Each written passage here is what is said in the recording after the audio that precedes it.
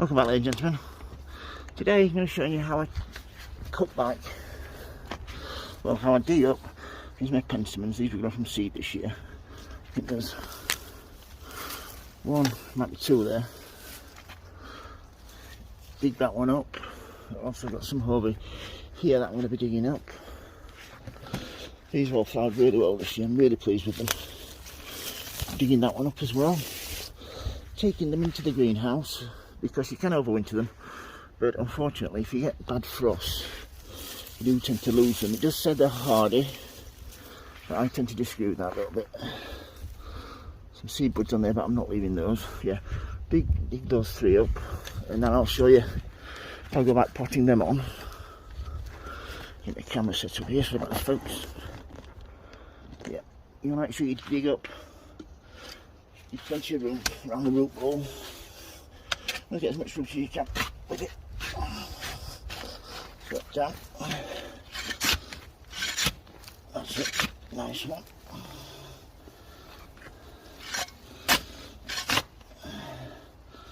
As you can see, I know there were two plants there. Get this one up. That's it. Nice. And there's one more left in there. But yeah, nice root system as you can see. You can even see the square pot that it was grown in. But yeah, that's two there. Just dig this third one up.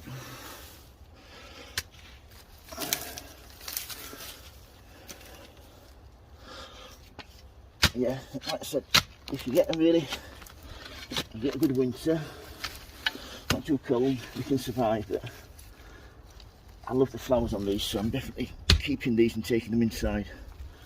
So what I'll do with these, so show you how I go about potting them on, and show about how I go about cutting, take some cuttings off these as well.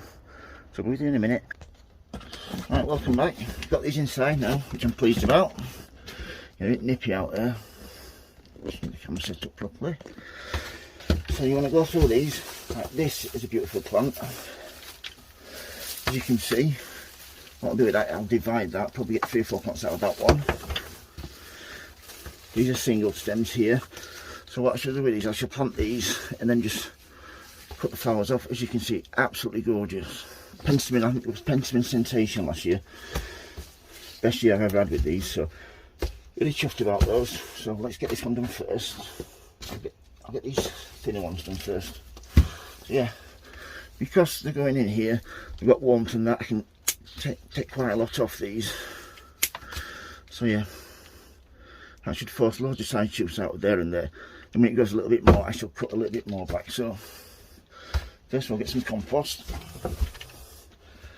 So you can see there, I'm going to fill this up about halfway. It doesn't matter if you plant penstemons a little bit deeper, because they will send out some side shoots then. Just show you what I mean. So this one here, you can see here where it's been in contact with the soil, it's actually started to send out side shoots there. I'll do with that one nice and deep. Get this all out of there. And so you don't want to bend any leaves, just take the leaves off if there's any showing. And then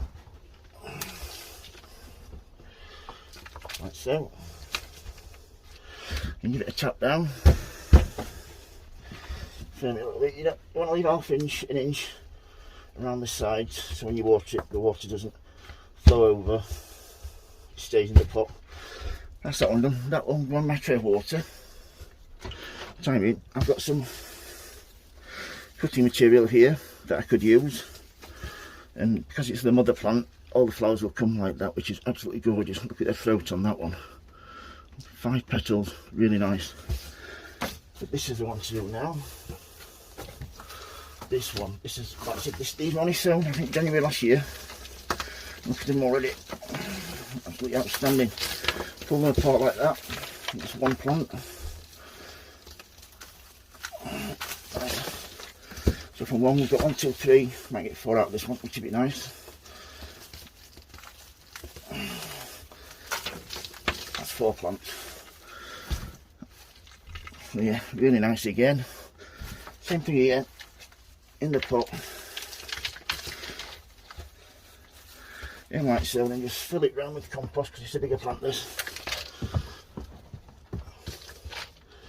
Yeah, penstemons, when I do grow them, I always spray antifungal on them when they're at the seedling stage, because I get a lot of damping off with penstemons, and it's fine. So by doing that, it seems to really help them, the development. You seem to get a lot more, make it through the seedling process. Yeah, that's that one done. What I'll do with this one then is cut it 2/3 off. And just above a leaf node, so it sends out some nice shoots from there. Like so. This can be used for cutting material if you want to. I'm going to let these grow first before I take some cuttings off. Like I said, for one plant, if you buy these at the garden centre, always pick ones that have a nice thick base, so you've got plenty of shoots to grow. Like I said, there's 4 of that one, that will get watered again.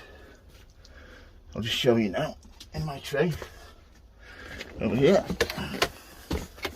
So that is it. What I tend to do is my little baby watering can, just a little bit of water from the top. This just helps get rid of any air pockets, helps the compost settle. Leave that for half an hour, let it really soak in well, and then I shall put those 2 under here, and then the rest is going on my top shelf here.